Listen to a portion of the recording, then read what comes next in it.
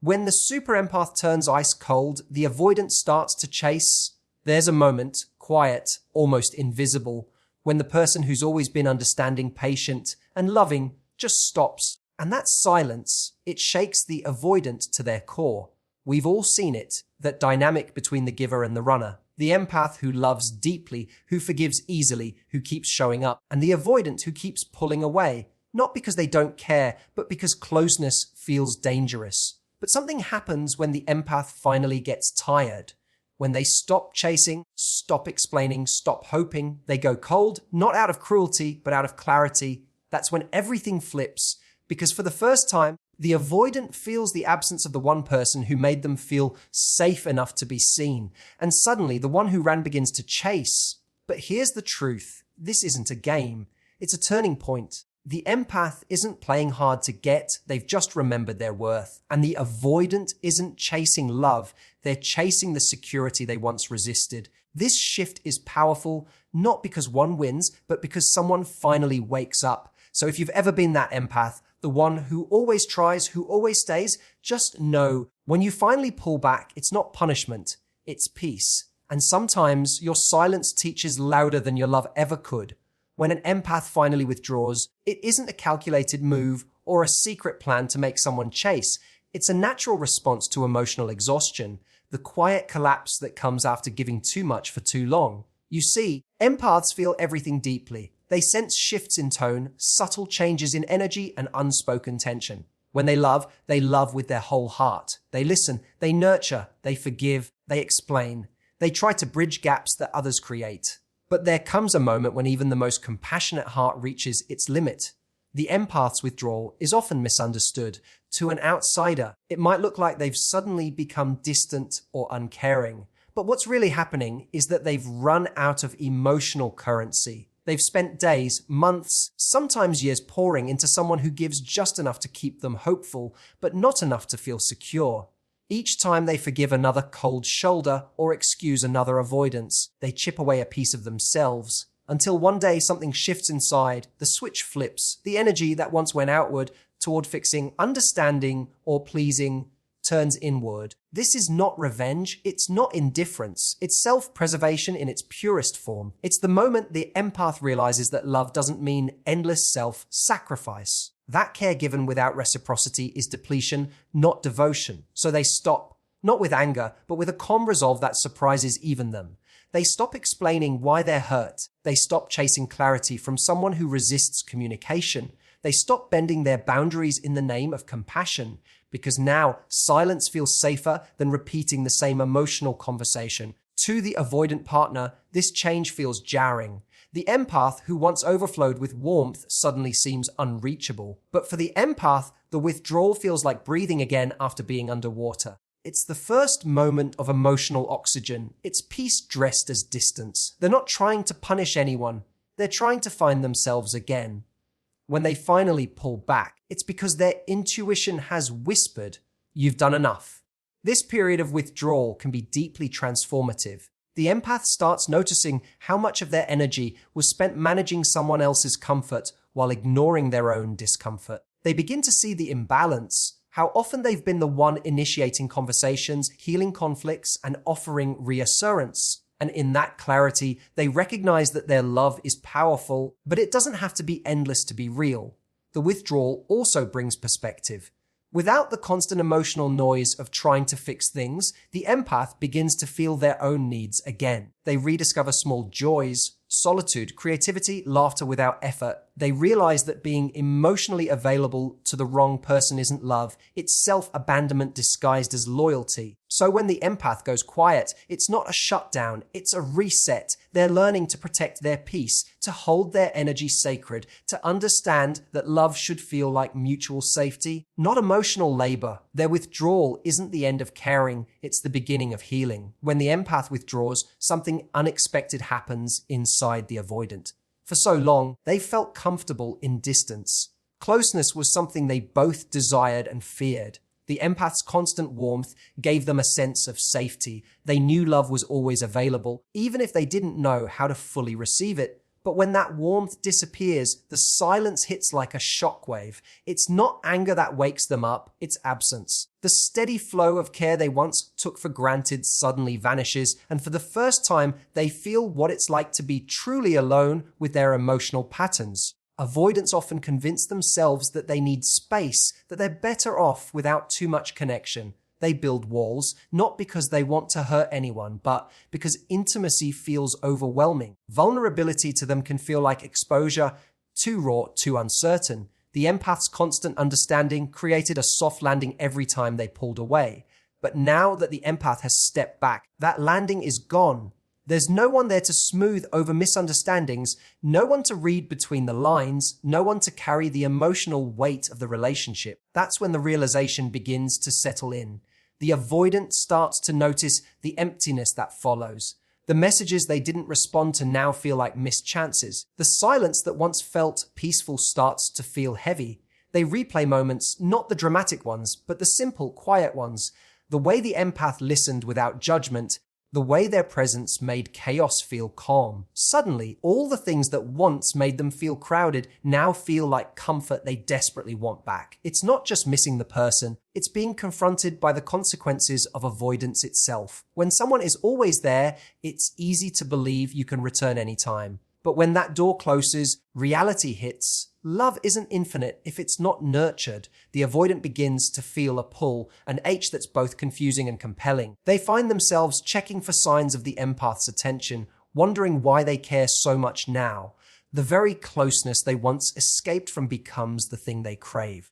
But this shift isn't purely romantic, it's psychological. The avoidant is experiencing what happens when emotional safety is no longer guaranteed. The silence triggers a deeper fear.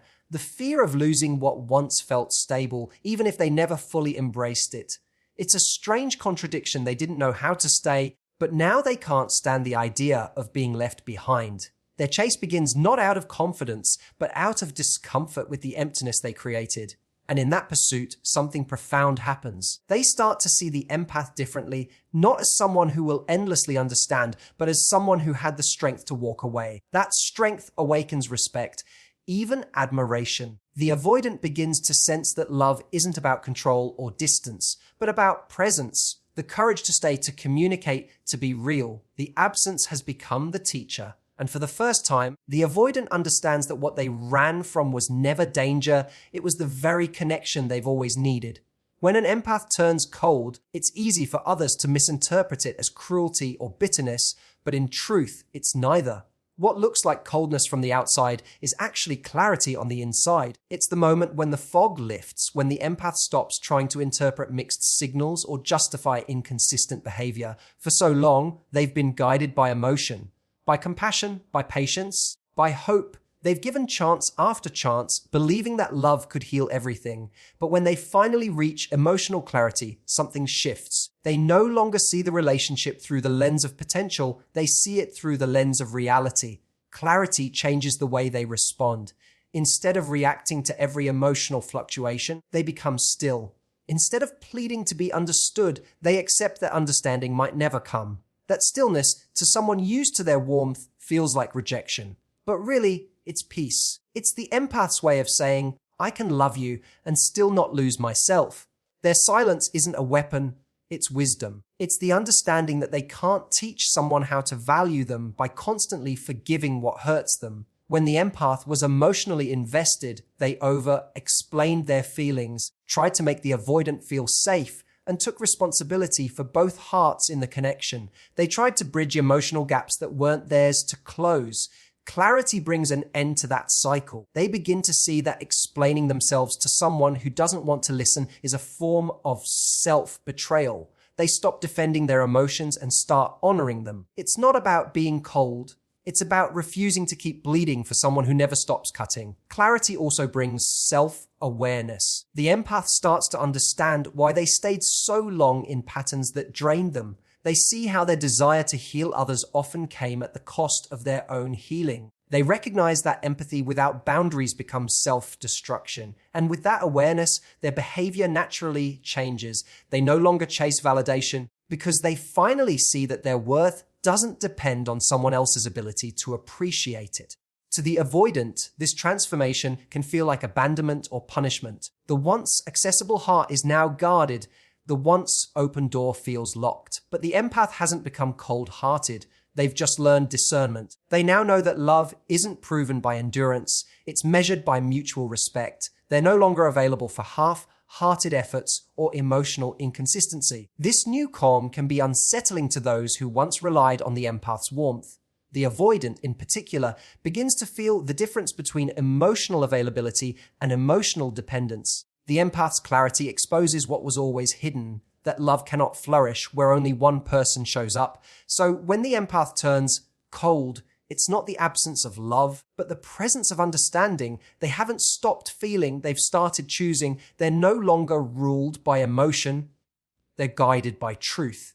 And in that truth, they discover that protecting their peace is the most loving thing they can do for themselves. When the empath stops chasing, the dynamic that once defined the relationship begins to unravel. For so long, the avoidant has felt in control, maintaining just enough distance to feel safe while knowing the empath would always bridge the gap. That pursuit gave the avoidant a sense of security. The comfort of knowing they were wanted without ever having to confront their fear of closeness. But when the empath finally steps back, everything that was hidden beneath avoidance begins to surface. The chase reverses, and the person who once ran now feels the unfamiliar pull to move toward what they used to escape. This reversal isn't about ego, it's about emotion. The avoidant has spent so much time managing connection by creating distance that they've forgotten what genuine intimacy feels like. The empath's constant pursuit allowed them to avoid confronting their own vulnerability. They never had to take emotional responsibility because someone else was always doing the work, initiating the talks, soothing the tension, forgiving the withdrawal. But now that the empath's energy is gone, the avoidant faces a mirror they can't avoid. The silence exposes their own discomfort. The lack of pursuit reveals their emotional dependence. And suddenly, the distance they once craved starts to feel like isolation. In that space, something begins to shift. The avoidant realizes that connection doesn't just happen, it's maintained through presence and effort. They begin to question their patterns. Why they pull away when things get close, why they equate vulnerability with danger, why they only feel safe when love is out of reach. For perhaps the first time, they feel the cost of avoidance not as freedom, but as loss. The empath's absence becomes a teacher, revealing the emptiness behind emotional self-protection. For the empath, this moment of reversal isn't about satisfaction or revenge. They're not watching from a place of pride, they're simply done carrying both sides of the relationship. They've learned that love doesn't need to be proven through effort that goes unreciprocated. By stepping back, they've created space for truth, the kind that only emerges when one person stops doing all the emotional heavy lifting. Their calm detachment gives the avoidant something to confront, the realization that connection can't exist without contribution. The avoidance chase often begins quietly. It's not always grand gestures or apologies at first. It starts with curiosity, subtle check-ins, small attempts to re-engage. But underneath those actions is a deeper shift. The understanding that real intimacy requires showing up, not running away. The avoidant begins to grasp that love isn't about control or comfort zones, it's about courage. The courage to stay when things feel uncertain, to speak when silence feels easier, to reach when fear says retreat. As the roles reverse, both individuals are invited into growth. The empath learns that pulling back isn't cruel, it's necessary. The avoidant learns that chasing isn't weakness, it's vulnerability. The dynamic that once thrived on imbalance now holds the potential for transformation if both are willing to face what their patterns were hiding all along. The silence that follows an empath's withdrawal can feel unbearable at first, but it's within that quiet that the real work begins. When two people step away from the constant push and pull of emotional imbalance, something deeper has a chance to unfold. Without the noise of chasing, explaining, or defending, both individuals are left face to face with themselves. That space, though uncomfortable, becomes a mirror, one that reveals truths they couldn't see when the relationship was filled with movement and reaction. It's in the stillness that both the empath and the avoidant begin to understand what their connection was really built on. For the empath, that silence offers healing. After spending so much time attuned to someone else's moods and needs, they finally have a chance to hear their own inner voice again. They start to feel what peace actually sounds like, the absence of anxiety, of wondering where they stand, of carrying the emotional weight for two. It's in that space that they realize love isn't supposed to drain you. It's supposed to nourish you. They begin to reflect on the patterns that kept them giving beyond their capacity and start rebuilding the boundaries that protect their energy. With time, they learn that stillness doesn't mean loss. It means returning to self. For the avoidant, the same silence carries a different lesson.